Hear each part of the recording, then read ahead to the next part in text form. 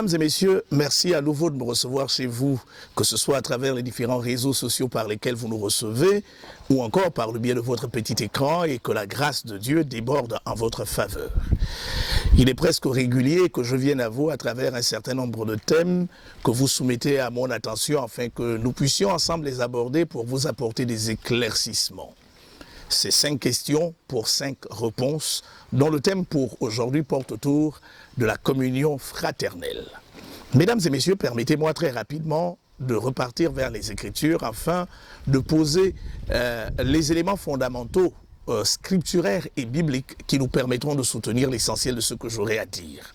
Je vous rappelle que le thème que nous abordons aujourd'hui est la communion fraternelle. Si vous allez rapidement en Matthieu au chapitre 18 à partir du verset 15, il est écrit ce qui suit. « Si ton frère a péché, va et reprends-le, toi, entre toi et lui seul. S'il t'écoute, tu as gagné ton frère. Mais s'il ne t'écoute pas, prends avec toi 1 ou 2 personnes, afin que toute affaire se règle sur la déclaration de 2 ou de 3 témoins.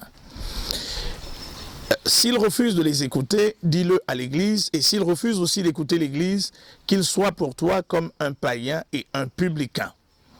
Je vous le dis en vérité, tout ce que vous lirez sur la terre sera lié dans le ciel, et tout ce que vous délierez sur la terre sera délié dans le ciel. Je vous dis encore que si 2 d'entre vous s'accordent sur la terre pour demander une chose quelconque, elle leur sera accordée par mon Père qui est dans les cieux. Car là où 2 ou 3 sont assemblés à mon nom, je suis au milieu d'eux.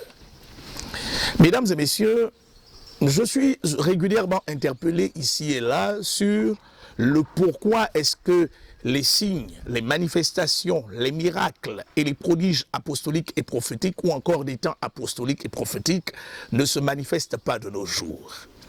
S'il n'est pas faux qu'un ensemble de facteurs modernes peuvent déterminer la raison pour laquelle ces manifestations spectaculaires, pour lesquelles nous sommes régulièrement dans l'étonnement toutes les fois qu'on en parle, n'ont plus lieu aujourd'hui, il n'en demeure pas moins que l'un des facteurs majeurs à l'origine du fait de la non-manifestation de la grâce et de la puissance de Dieu au sein de nos différentes communautés porte autour du fait qu'on a manqué de considération vis-à-vis de ce qu'on appelle la communion fraternelle.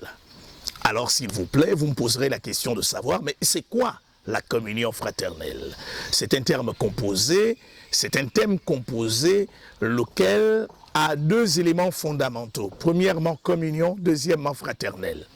En parlant de communion, il faut le savoir, la communion, c'est l'échange, c'est ce qui est le fait de mettre en commun l'essentiel de nous-mêmes. Fraternelle, c'est l'échange qu'il y a, ou encore les échanges qui ont lieu entre les frères et les sœurs. Mesdames et messieurs, il y a un véritable défaut de communion fraternelle au sein de nos communautés. Voyez-vous, je me souviens, il y a bientôt 40 ans, lorsque je donnais ma vie à Christ Jésus, nous réalisons l'importance de demeurer ensemble. La Bible dit qu'il est doux pour les frères et les sœurs de demeurer ensemble. Il n'y avait ni suspicion, ni préjugés, ni parti pris, ni division, ni petite secte entre nous. Les choses se faisaient de telle sorte que l'ambiance qui prévalait était favorable à la manifestation de la grâce et de la gloire de Dieu. La communion fraternelle est le fait de la mise en commun de l'essentiel de ce que nous avons, de ce que nous sommes, au bénéfice des uns et des autres. Terminé. Alors, la deuxième question que vous me posez, c'est l'origine de la communion fraternelle. En termes d'origine ou encore en termes de cause, il faut savoir que la communion fraternelle trouve son origine en Dieu lui-même. Regardez un tout petit peu l'unicité dans les différentes formes synonymales de Dieu. Vous avez régulièrement entendu dire qu'il s'appelle Jéhovah Elohim, Jéhovah Adonai, Jéhovah Nissi, Jéhovah Mekadishkem, Jéhovah Shalom, Jéhovah Sabaoth, Jéhovah Jireh, Jéhovah El Rapha, etc., etc. Dieu serait-il aujourd'hui, ou alors existerait-il aujourd'hui une multiplicité de dieux derrière ces différents synonymes? Mais non, c'est Dieu unique dans plusieurs de ses manifestations. C'est d'ailleurs pourquoi, si vous allez en Genèse au chapitre 1, le verset 1 dit « Au commencement, Dieu créa les cieux et la terre ». Le terme traduit en français par Dieu est Elohim, lequel est un terme pluriel qui comporte la pluralité de la divinité dans sa diversité. La communion fraternelle prend origine en Dieu, dans sa diversité, dans son unicité, dans sa multiplicité, autour de ce qu'on appelle, ou alors de ce que nous considérons être son unicité. Mesdames et messieurs, l'importance de la communion fraternelle. Là où des âmes ne communient pas, là où des esprits ne communient pas, là où des hommes et des femmes n'échangent pas dans une dynamique fraternelle, dans un climat, une ambiance fraternelle, à cet endroit, il ne peut pas avoir de manifestation de la grâce de Dieu, de manifestation de la puissance de Dieu. Mesdames et messieurs, il est important que nous puissions repenser autant que nous le pouvons l'importance de construire des relations fraternelles sincères, lesquelles seront loin, très éloignées des préjugés et malheureusement de la fourberie qui règne dans nos différents milieux, laquelle constitue l'essentiel de la saleté qui fait en sorte que la gloire et la puissance de Dieu ne se manifestent pas. Le pourquoi de la communion fraternelle. Tout à l'heure, dans l'un des textes que j'ai lus, il est fait référence à l'importance de l'accord. Si vous allez dans le grec ancien, vous allez vous rendre compte que le terme traduit en français par accord vient du grec symphonia, lequel signifie harmonie, lequel signifie symbiose, lequel signifie vérité dans les rapports qui lient des individus entre eux, au-delà du caractère tout à fait personnel des uns et des autres.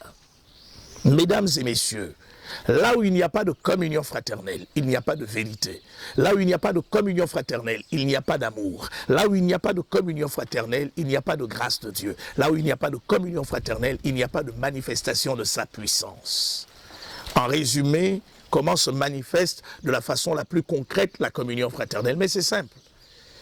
Les échanges habituels, les visites, les partages. Lorsque nous étions très jeunes, plus jeunes chrétiens que maintenant, ce qui se faisait, c'est que quand nous allions au culte le dimanche, nous savions qu'au sortir d'un culte, nous ne rentrerons pas à la maison. Pourquoi? Parce que nous allions rendre visite à tonton tel, à tantine tel, à ya tel, à ya tel. Régulièrement, lorsque nous allions, nous n'allions pas les bras ballants. Si beaucoup d'entre nous n'étaient que des élèves et des jeunes étudiants, il faut le savoir, lorsque nous nous fondions à l'intérieur d'une famille dans le cadre d'une visite fraternelle, régulièrement, nous nous insérions au point de prendre part à la vie active de la dite famille. Nous pouvions faire le ménage, nous pouvions faire la vaisselle, nous pouvions échanger sur nos devoirs de classe, etc., etc. Ce qui favorisait la construction de relations franches et sincères, lesquelles étaient éloignées de toutes les formes de duplicité, de fourberie et de mensonges, comme c'est devenu le cas en termes d'atmosphère prévalant dans nos différents milieux actuels. Mesdames et messieurs, il est important de travailler à la construction de relations fraternelles sincères. C'est l'occasion que le Seigneur nous donne. Le réveil vient bientôt et ce réveil ne peut être que la conséquence, la manifestation de l'accord produit dans l'unicité des rapports qui lient des individus entre eux. Mesdames et messieurs, nous sommes le Centre mondial Shekinah, ministère du combat spirituel. Nous sommes situés à Ovendo, au Gabon, dans la banlieue sud de Libreville. Nous sommes derrière l'ancienne maternité Joséphine Bongo, troisième entrée à droite, après le portail de l'Université des sciences et de la santé. Nos rencontres ont régulièrement lieu les dimanches matins dès 9h, les lundis et les mardis à partir de 17h. Qui que vous soyez, où que vous soyez, vous pouvez faire partie de ce mandat apostolique et prophétique. Vous pouvez faire partie de cette commission dans laquelle le Père nous a engagés. Mesdames et messieurs, nous vivons principalement de vos dons, de vos offrandes, de vos sacrifices, de vos legs, de tout ce que vous pourrez nous apporter. Voici d'ailleurs pourquoi. De lundi à vendredi, notre secrétariat est ouvert de 16h